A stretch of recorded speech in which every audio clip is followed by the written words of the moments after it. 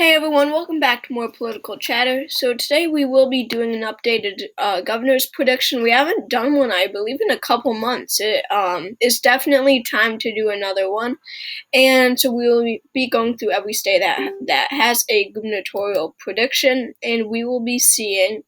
I will be, analyzing these races and giving my thoughts on them and giving a prediction of who will win. So obviously Joe Biden is still underwater. His approval rating did have a surge for a while, a very significant surge still today. It was mostly leftists approving of him again, not really Republicans. Those leftists who would be voting for him regardless, or Democrats regardless. So I really don't think that mattered much, and it really has slowed down lately. And so this will be a test, of course, to see of Joe Biden's power in the country and his popularity, and how his approval affects voters.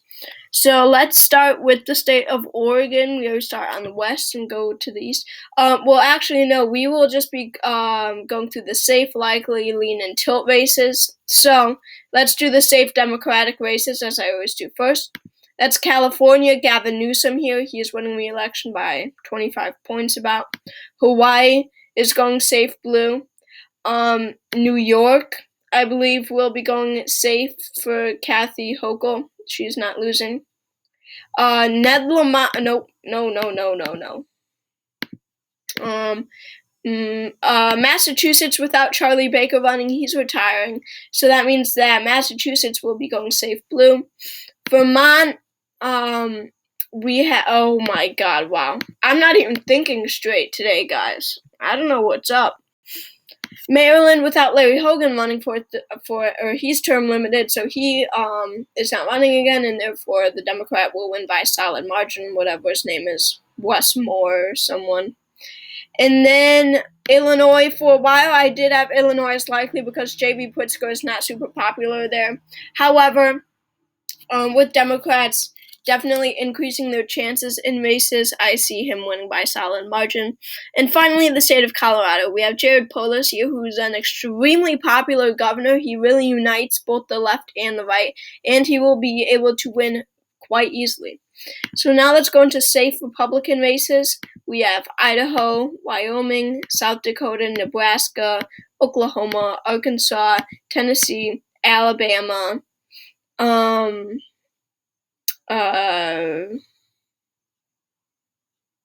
Iowa, we have Kim Reynolds. She'll be winning by a safe margin. And we have Ohio, where we have Mike DeWine running for another term. He's pretty popular. And we have Vermont, we have Phil Scott, an extremely popular Republican governor. And in New Hampshire, we have Chris Sununu, also one of the most popular governors in America. So those are all the safe races. That gives the Republicans 20 seats and the Democrats 13, of course. Having the majority really doesn't mean anything, as they don't vote on things. So yeah, these are all the safe races in each state. So now let's go into likely Democratic states.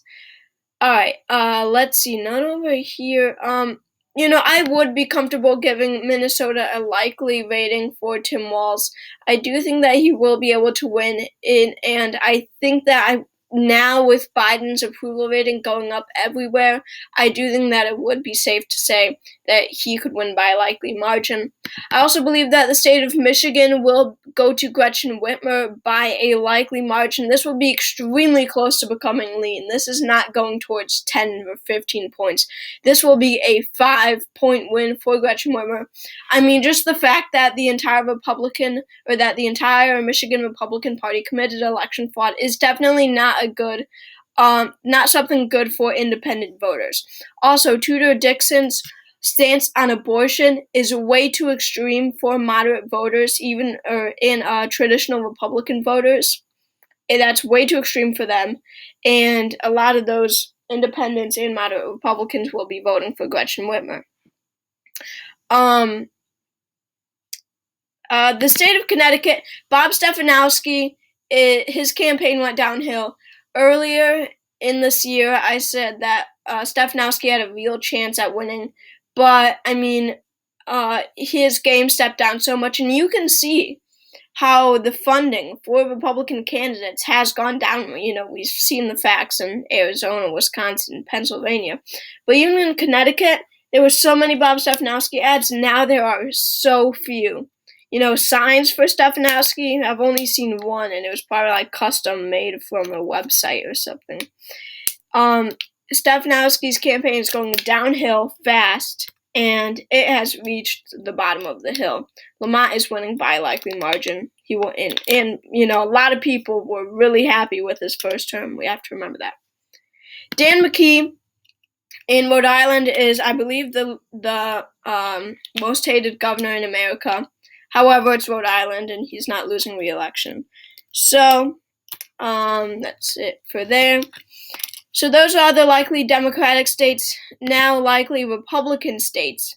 South Carolina will be likely for the Republican Party. I only say this because Joe Cunningham is actually really popular and a really well-liked guy. And I could see a few independents voting for him, and I really see him turning out Democrats in South Carolina, so that makes it likely by itself. Florida will be likely, if not safe. Charlie Crist is a horrible candidate for the Democrats. Nikki Fried would have done much better, yet still, of course, lose by a wide margin to DeSantis come November. But Crist is even worse. Okay, Crist is not coming anywhere close to DeSantis. Let's see. Texas, I do believe, will be likely for the Republicans. This is one that's really close to becoming safe.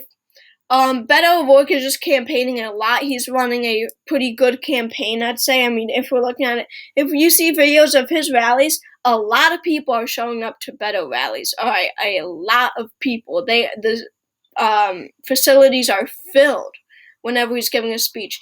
Greg Abbott is not, he's not rallying and all that. Of course, he's physically disabled. He cannot do that. So I really do think that Beto campaigning a lot and Abbott not at all will have some sort of impact on the race. And I'd give it to Abbott by a likely margin. Alright, that's it for the likely Republican races. So now it's lean Democratic races. I do believe that the state of Oregon will be lean. What really shakes things up is that we have a somewhat strong Republican nominee, a very weak Democratic nominee, Tina Kotek, but most importantly, we have a progressive independent, Betsy Johnson, running, again, as an independent, endorsed by the Forward Party. So that will take a lot of votes away from Kotek, but at the end of the day, I really don't see the Republicans pulling out a win statewide in Oregon. I just don't. I don't think that Betsy Johnson will split the Democratic vote that much for it to result in a Republican victory. In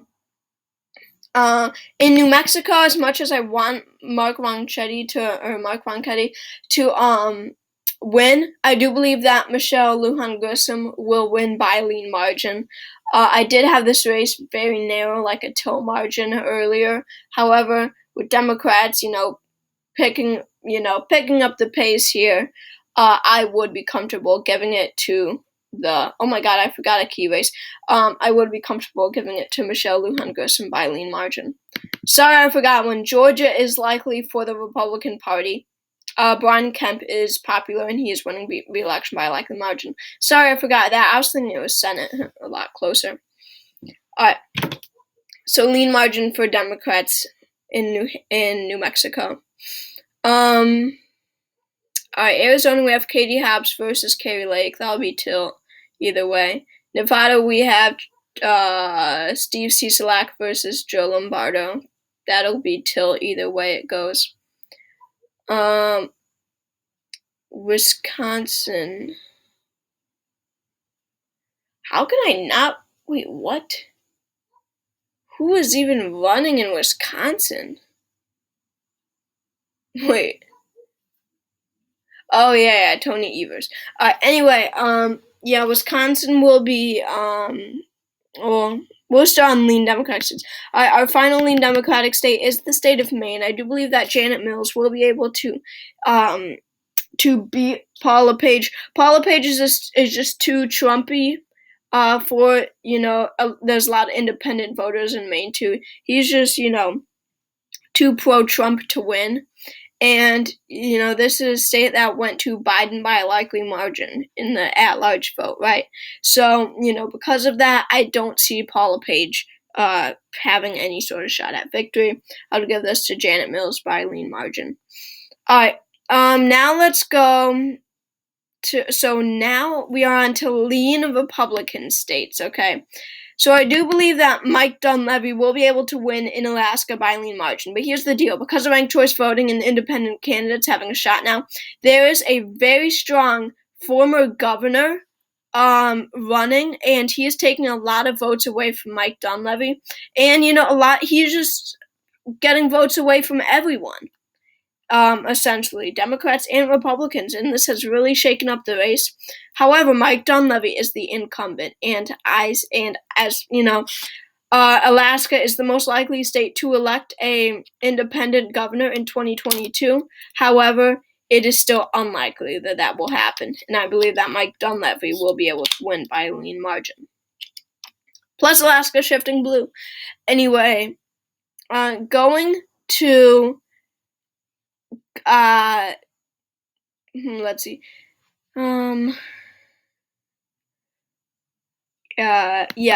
So going to the state of Wisconsin, I believe that Tony Evers will lose re-election and that Tim Michels will be elected as the next governor of Wisconsin. Tony Evers is just so unpopular that I don't see him winning again. And he's really boring. And the thing is, he is not a good candidate for the Rust Belt, okay? Donald Trump and Tim Michels is. Tony Evers is not. He's just a traditional Democrat, or like a typical Democrat is what I mean. He is just a Democrat.